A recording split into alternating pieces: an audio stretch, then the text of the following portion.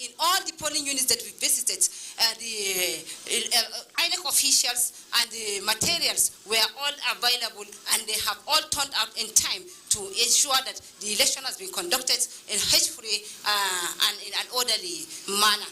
Just like this polling unit, which is polling unit 006, Minister Mahmoudou Ribadu, in the Korea Primary School, you can see that the electorate have conducted themselves in an orderly manner, ready to cast their ballots. While those that have cast their ballots, some have already went home. Thank you very much, Bilkisu. Make sure that you give us more reports in the course of the day in different parts of Yola, just to get the ambience and how things are progressing. Many thanks for your first outing today. We expect to come to you in the course of the day as well. Bilkisu from Yola there, you know, there's interest in Adamawa State generally. There's an incumbent fighting for his position, trying to come back. The main challenger is from the women folk, very popular as well in that state. So we'll get to see how things pan out. Not forgetting the interest of the presidential candidate or the People's Democratic Party as well in that state. So we'll see all the dynamics. But one good thing about Adamawa State and its women, it loves its women. It loves its in-laws as well. Senator Grace Bent, the person on the ballot at this time, Aisha Dairu and Binani, as well as former chairman of a party in the state, as well as a senator from the Adamawa North, Binta Masi Gabra, all women from the North. That's quite commendable for a state of that size, you know, supporting its women. Prof. Yeah, nice one, because we'll be talked about identities. Earlier on, we talked about classifiers, dividers, you know. The gender divide is also very crucial in the understanding of these dynamics, you know, and we're a country where women are still disadvantaged. They're still largely vulnerable because we're still somewhat patriarchal. And in modern times, we're talking about, you know, increased involvement of different sections of the society, and the women folk is a very crucial sector. Realizing what they have achieved in some other spheres of life, in the international sphere, we have outstanding exemplars.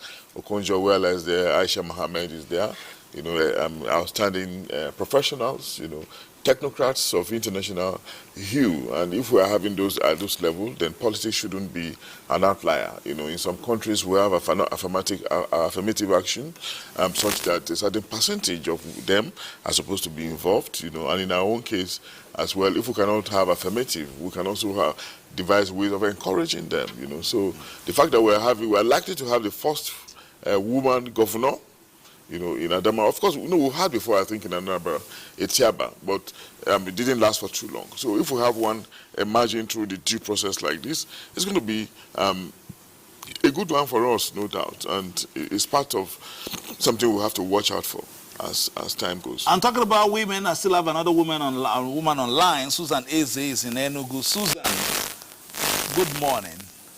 How is Enugu? Morning. Enugu is cool. Go ahead, tell us what is happening in your area. Have the materials been deployed? Because you were here last time out. What is happening there now? Exactly. This is Michael Okpara Square. And last time, this was our first port of call. But this time around, the situation is quite different. Last time we came here, there was a beehive of activities here. This place was used as a rack. They were distributing the materials to other parts of Independence layout here. But today, it's not like that. This is not used as a rack. But we discovered that elections have started. People have started voting. They started quite early. The officials were already here even before we arrived. They came very early. And the voters who are on ground are already voting. So we expect that more crowd will come out because this is a far cry from what we saw the last time. This place was filled to the brim last time. So we believe more people will still come. Here with me, I have an election observer who is also a voter, who is here to observe what's going on, and he's also here to vote. Let's get his views on the activity. Good morning, your name? Yeah, good morning. My name is Chidebere Chikeze. Okay, you're an election observer. Yeah. So what's your observation so far? Compare this with what happened last time. Well, honestly, this is not encouraging. I found out from my own observation, I found that people are not happy based on what happened the last election, the results, the court, and people are not happy. That's why I see this place scanty. Okay, but Yes. you came out to vote. Yes. And you voted the last time. Yes, I did. So that means your view is different from Well, that of it others. is absolutely different because personally, I came out to vote for today's election, but within me, I'm not happy. But I need to cast my vote as a good citizen. It's all right. Thank you very much. We have another election observer. He's an international observer. Good morning, sir. Good morning. Your name, please? My name is Wale Adebajo. I'm the Senior Political Advisor at the British Deputy High Commission in Lagos.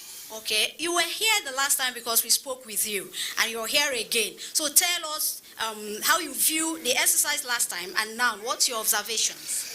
I mean, in terms of observation, it's early to judge now because we just got here. But when we met with the INEC rec in Enugu yesterday, he had mentioned that voting was at 8:30 and the materials will be here before 8:30. We got here about 7:45 and we did notice that the materials are here and all the INEC staff are actually here. So compared with the last election, we can see that there are actually materials on ground here for the voting exercise. And just also to note that we are international election observers, and we're just basically just supporting the system, and we're going to be observing in all the regions in Nigeria. All right. Thank you. Thank you very much. Okay, so for now, that's the situation. When we leave here, we'll visit other centers to see if the situation is also different from what we saw the last time. We'll bring you more information from what we see as time progresses. All right, thank you very much, Susan Eze from Enugu. We observe you as you are observing the observers. Okay, so let's move forward on the show. Very shortly, we'll go to other parts of the country. We've gone to every part as it were, but we still need to get to some far distances to see if it's consistent. At least one recurring theme is that the issue of late arrival has not been spotted yet.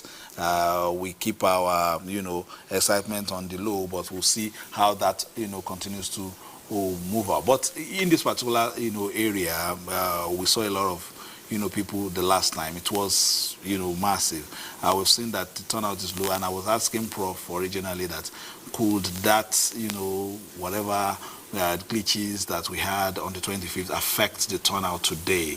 It seems that may have been the issue. I mean, that could have contributed to what we're seeing, at least in this area of Enugu, the Okpara Square, as Susan Eze rightly reported arms break. Yeah, that's interesting because the reporter had actually mentioned that the place was actually used as a rack, for the distribution of materials. So if you look at the optics with that, there will be a lot more official security, buses moving materials and all of that, which clearly is not the case today. And if you also listened to what one of the observers was talking about the grouse over the outcome of the election, also creating some apathy. People, he said clearly, even himself said he is not happy. He just decided to, come out to vote. So I think we flagged these issues in our pre-election reports, where we talked about decreased trust in INEC, on the part of citizens, that could also affect the process in some areas. Because if you look at the Southeast, from our report of the presidential election, it was one of the worst hit areas in terms of late commencement of the process. In fact, by 8:30 on election day during the presidential, our data shows that just around 10% of the polling units have actually, commenced at, the time that it was supposed to commence. And you had a lot of situations in which there was late commencement as far as 12:30 and even 2 o'clock before elections commenced in those areas. All right, let's take Bukola Aduwa finally. Buki is ready in Ajilosun, I believe, in Doekiti. Buki.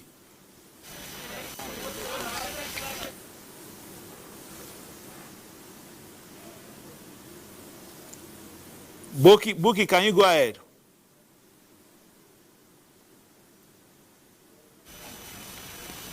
We seem to be having challenges with Buki in Ajilosun.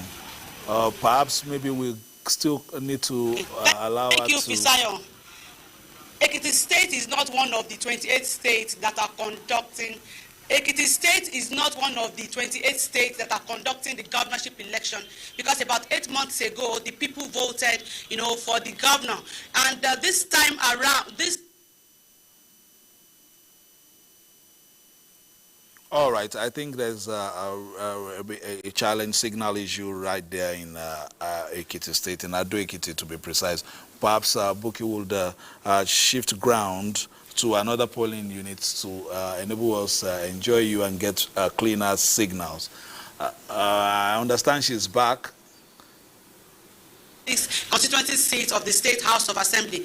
A total of 192 candidates are contesting that election. And I'm here at St. Michael Primary School, Ajilosun, here in Ado Ekiti, the Ekiti State capital. It is believed that this is the largest polling unit in Ado Ekiti, and a total of 2,000 eligible voters are expected to vote at this polling unit. We have two units in this polling unit. We have polling unit 1 and polling unit 2. Okay. Go ahead. All right. We're still having some freezing pictures from Buki Aduwo, but at least she's made her point. It's about state assembly elections in that state. They have done theirs. Same for Osun, same for Ondo and Edo and the rest of them. So we get to, governors just waiting for members of the House of Assembly, as it were. So you were talking about apathy. Yes. So the fallout from the presidential election would definitely be what we are seeing playing out in that particular instance in Enugu. But we have continued to project the message that for the process that had 176,000 polling units, if the outcomes did not favor some political parties, they should not actually just conclude that because they lost, the election, then the election was not credible. Like we have always said, this election was a mixed bag. It had outcomes, that went the way of even the people, some of the people who are complaining about the process. And so they should be able to take a holistic view of the entire process. And, then if they have lost in particular positions or particular contests, they should be able to, if they feel there are issues, seek redress, which some of them are doing right now.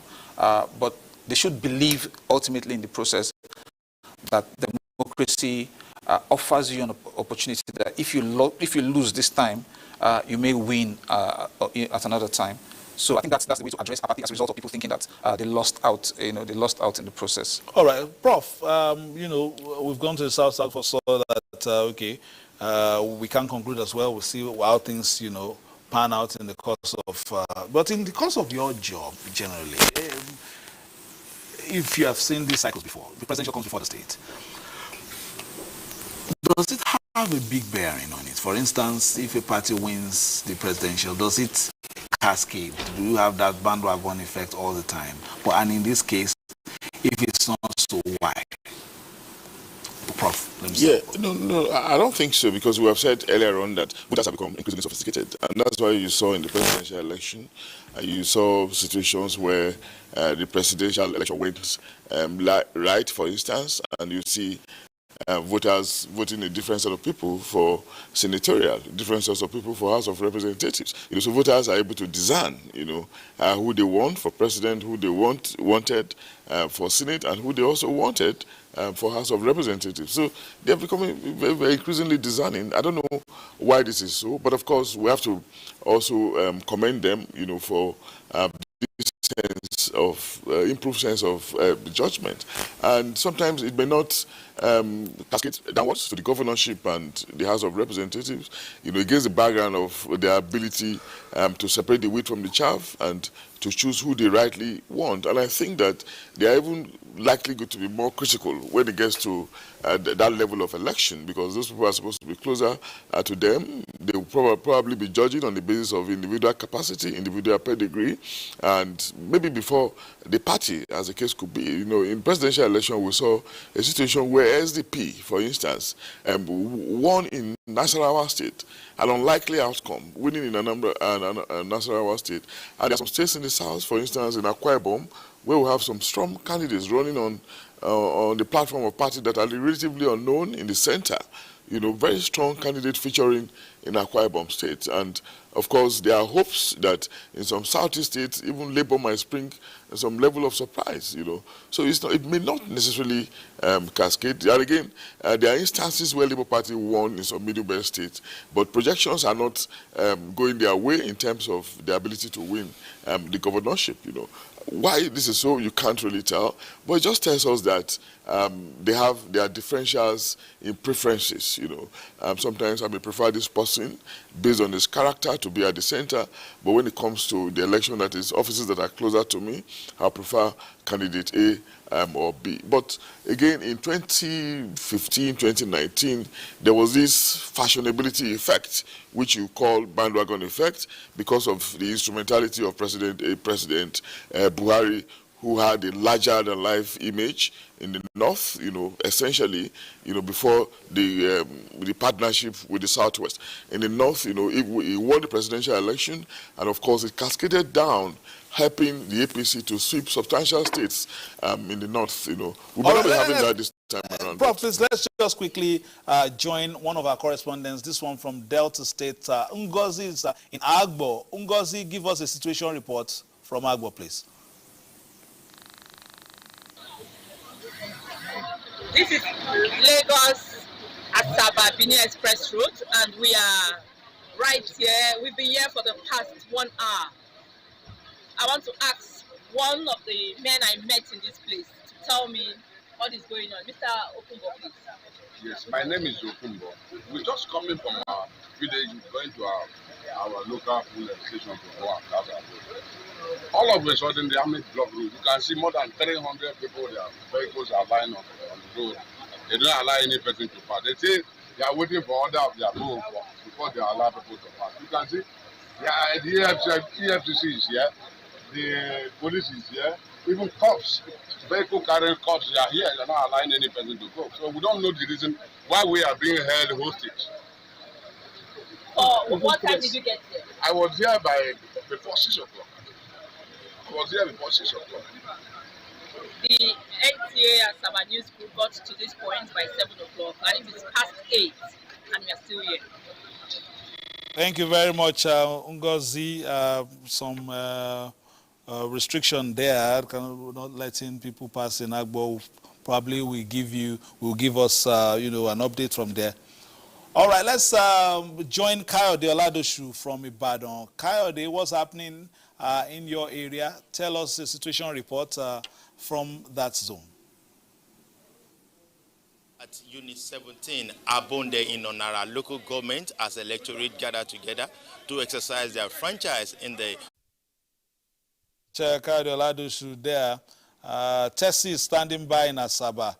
Tessie, please tell us what's happening in Asaba. I hope there's no blockade there. We are in here, not in Asaba precisely. This is Orogu, Uganda North Local Government Area of Delta State. And I would also like to tell you that this place is the home base of the Deputy President of the Senate and the APC governorship candidate, Senator Ovie Omagege. Yes, our accreditation has started. We have about 1,033 accredited voters. They are already in their queue and voting, waiting for their turn to vote. Of course, they told us before you came to me that the process is better than the last election, that materials arrived early. And I have some of the voters, some of them that just cast their ballots. They would like to speak to us. So, madam. Hello. You've just cast your ballot. Yes, I did. Okay, so how's the process? Peaceful, orderly. Okay. What do you look forward to as far as the process is concerned? As far as the process is concerned, I pray that as it started peacefully and orderly, it will end that way.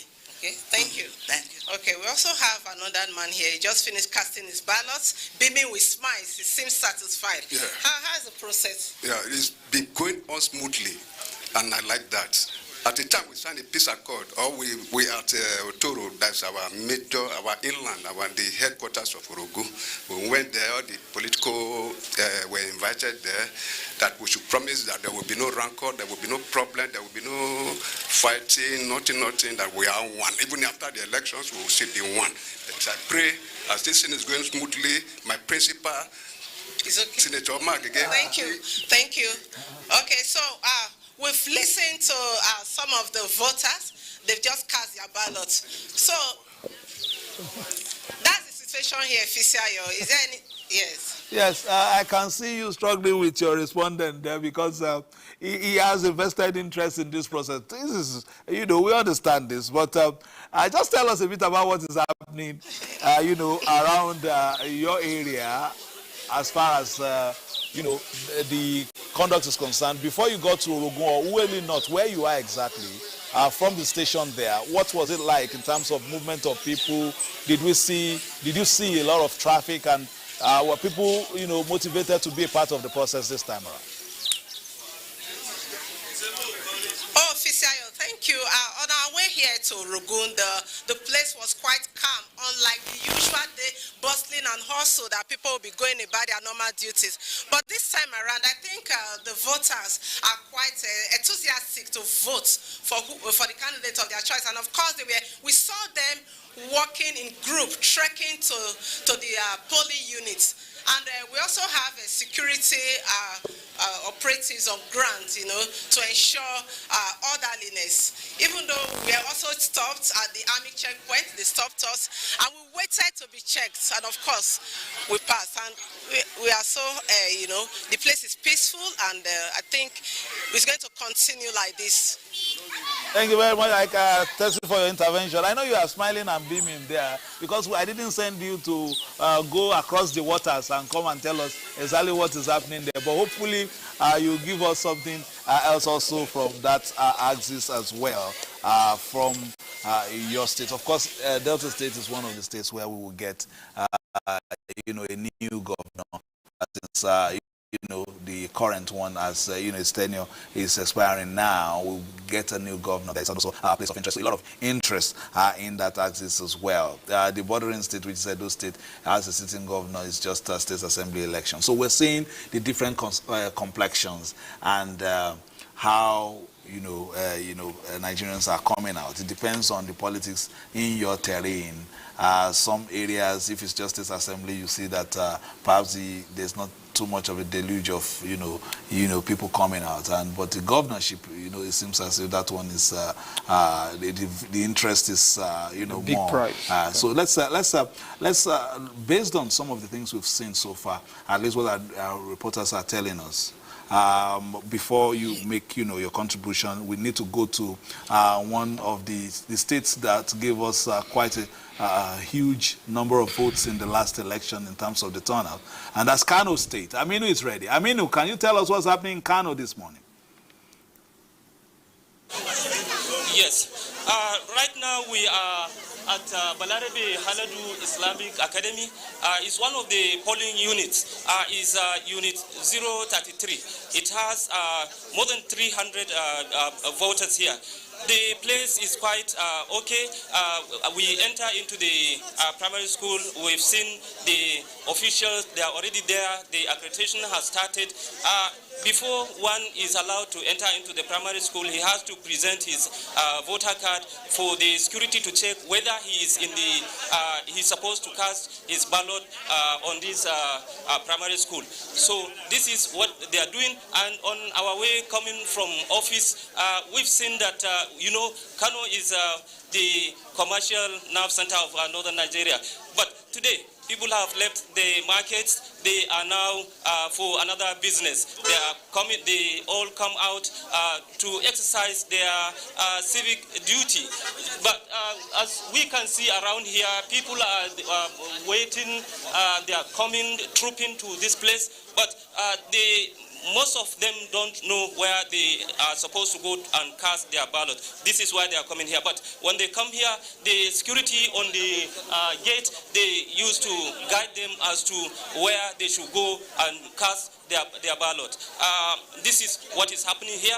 And you know, Kano is one of the largest voting states with more than 5 million registered voters. And as we've seen on the day of the other election, that was the presidential election, there was huge turnout of voters that time.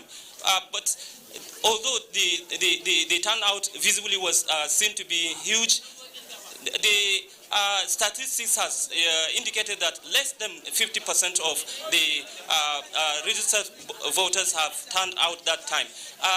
It is expected this time that the turnout will be higher than the turnout of last election. This is not unconnected with the locality of the contest, because the contest is between the people that are local. So the politics is going to be played now local. The election is going to be played local. And there is also a keen contest in the city center, because most of the candidates are from the city center. Thank you very much, Aminu, for your breakdown. We will still be back to you, perhaps in another center, but even if I'm going to make my own intervention, I think what is being done in your center there is quite unique. Thank you very much, Aminu.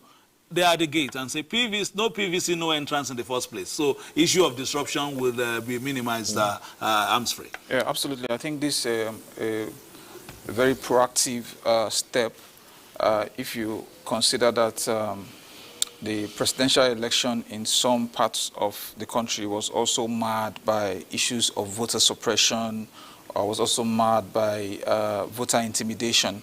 I think that strategy of ensuring that the people who come within the precincts of the polling units are actually voters is a good strategy. That's not the role of INEC per se, it's the role of the security. So it shows that in that particular instance, security is up to speed with how to ensure that the electoral terrain is safe and secure for voters to come out, and exercise their franchise. And in fact, the mere presence, the presence of the officers we are seeing there would also be a deterrence for troublemakers. And we hope to see the same kind of system, being replicated, especially in particular areas where we had security challenges, during the last election. So I think some key lessons are being learnt on the part of the very diverse range of stakeholders that are managing the process. And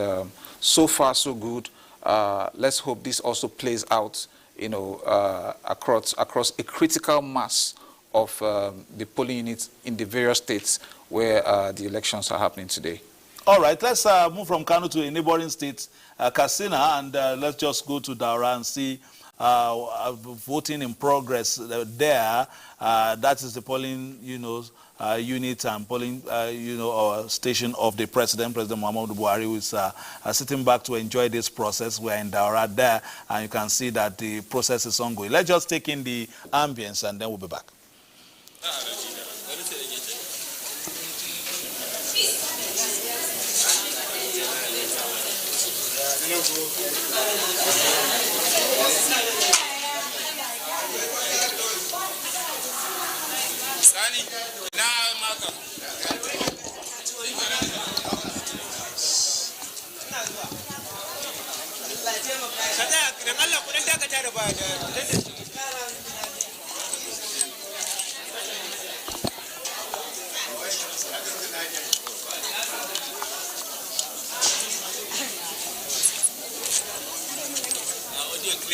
Yeah.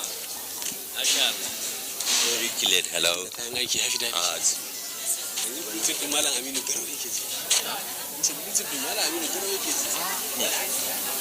All right, actualities and live shots from Daura. The president will also be there to vote in the course of the day. Of course, part of the process now with the second weekend of the 2023 elections, and after now, we'll be concluding this entire process. Of course, in Nigeria, the process is not complete until you get to the course at times. But we'll go, that is a discussion for another day. But what we have seen, of course, especially from Kano, Kano is another key state in terms of contest. Three big parties, perhaps some will even say four. In this case, we have, APC, PDP, and the party that performed the best as far as the last election is concerned in that state, the NNPP. So we're looking at that and the actualities there. So, and our reporters indicated that they are even expecting a bigger number. When Kano dropped its number the last time, the country was like, yes, this is voting. So, but we are going to see that again, probably because there's even intense interest in the the governorship election in Kano, Prof. Yes, Kano is exceptional. It's extraordinary in our own estimation. Is one of the points of interest, just like Sokoto, just like Lagos, just like Rivers, and to some extent Delta. But Kano is unique because it has a presidential candidate who is extremely popular. And sometimes you begin to wonder what is the origin of this popularity. It just reminds me of what the elder Saraki used to be in Kwara State those days, where left, right, and center he will always win. You could always take that home, take that to the bank. That was most assured, and Kwakwazo is emerging as such in Kano. And, we don't want to be predictive now, but of course the signs are there. And overall, it's going to be a very keen contest between the NNPP and maybe the APC, because the APC is the ruling party and the governor is exiting. So one of the states where we're going to be having a brand new governor. The governor is also influential, is central, is in the commanding height of the APC presidential campaign team. Is a very prominent person there. So all these things will definitely play out. But do not forget that when we're talking about the sophistication of the North in politics, Kano is central to it.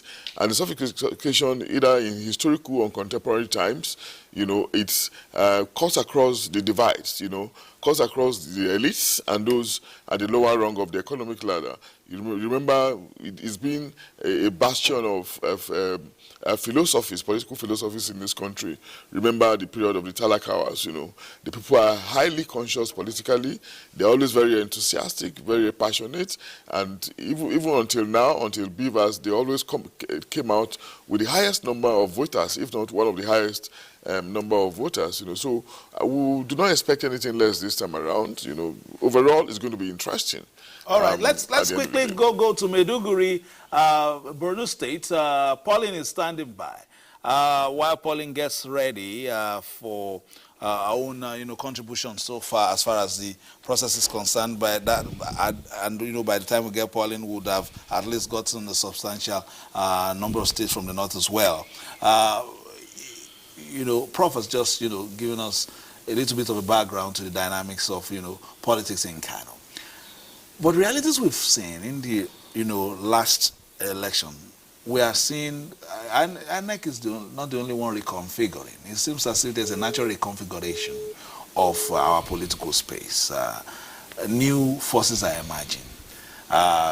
The voters are more discerning, and all that. Are we likely to see that, sharp, indications as we saw in the last election in this one?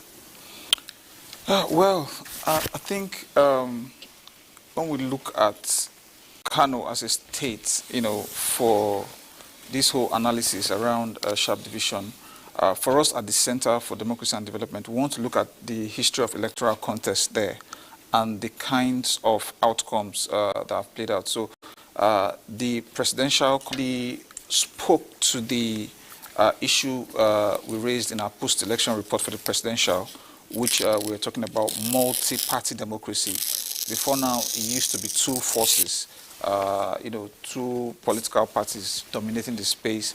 Now we are seeing the third force parties actually coming, into the equation and actually reconfiguring the political space, and so. But for this election, we projected that this keen contest, this very strong contestation between the emerging parties and the dominant parties, also raised the risk for electoral violence, especially as Kano actually has that history. If you go to 2019, it was a very, very difficult process that had to... All right, thank you so much, Amsfrey, for that one. Let's quickly go to Ibadan. Ayomiku is our ubiquitous reporter. It's on another sport. Ayomiku, you've been tireless this morning. Where are you? Yeah, Fisayo, I'm at Ibadan. I'm presently at Ibadan North here, Unit 4, very, very close to the government house here. And as you can see behind me, election have started here. People have been voting, the beavers are working, and everything is functioning well, including the security agents are also on ground here. Let me quickly talk with one of the electorate who has taken his vote so that he will tell us what is happening here. Briefly, sir, what is your name? I'm Engineer Ibrahim Lukman today. Now, can you tell us briefly what is happening here? Everything is peaceful, as you can see. They started voting since about 8:30 or so. We started voting, and in this world, in this unit, we know each other. We know ourselves. Nobody can come and cause any trouble because we know ourselves. Seriously. How will you describe the process, the beavers? Well, his process is in order, but we will employ the INEC to improve more in the next coming election, in the next 4 years. Because this BVA, they are complaining about one thing or the other problem here. You know, it's computerized something. Computer may have problem at any time. It may got hot and refuse to work, but if they can at least improve on it so that everybody can come on time and go on time. So by the time everybody votes at the time and nobody to come out to cause any problem. But if you have many people, multitude waiting to vote and that is not working, then that's why the problem comes. They are talking about security. How will you rate the security agencies? Well, the security is on ground, but being made as we did the last one we did for the president election. Everybody's laughing, clapping, drinking pure water. Everybody's just, it's fine. So no problem. All right, thank you, Fisayo. Just like you've heard him saying, the beavers are working, everything is working fine. The atmosphere is peaceful here, and the electorate are casting. They are doing their franchise to vote their preferred candidate here. Thank you very much, Ayomiku. Beavers is working. You are equally working. We appreciate you.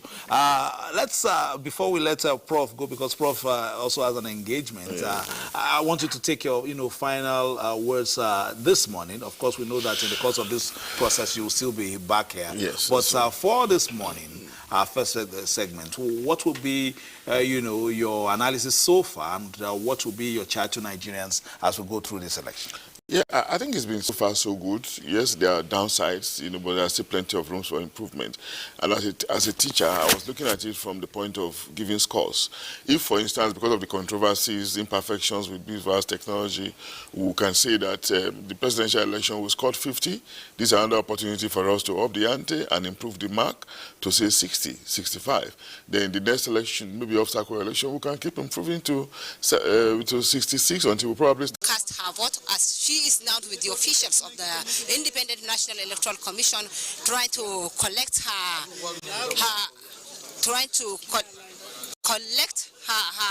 ballot paper. Senator Aishatu Dahiru Ahmad Bin. Hello? Okay, sir. Okay. Okay, sir.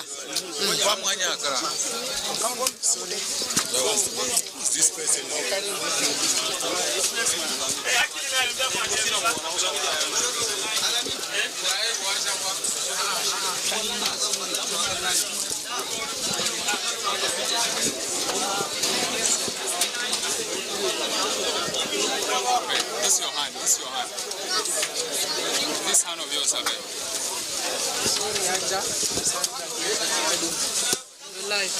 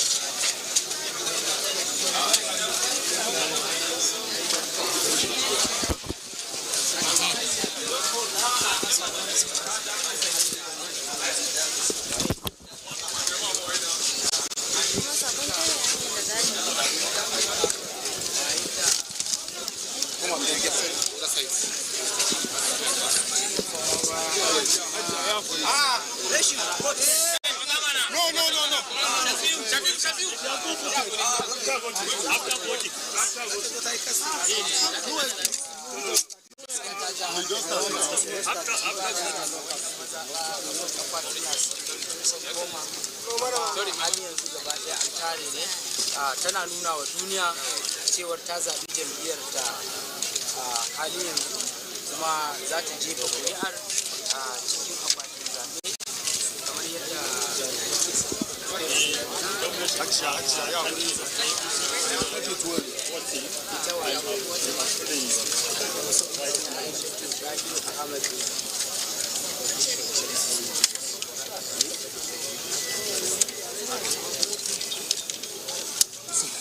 So we that place in the come more borrow is more.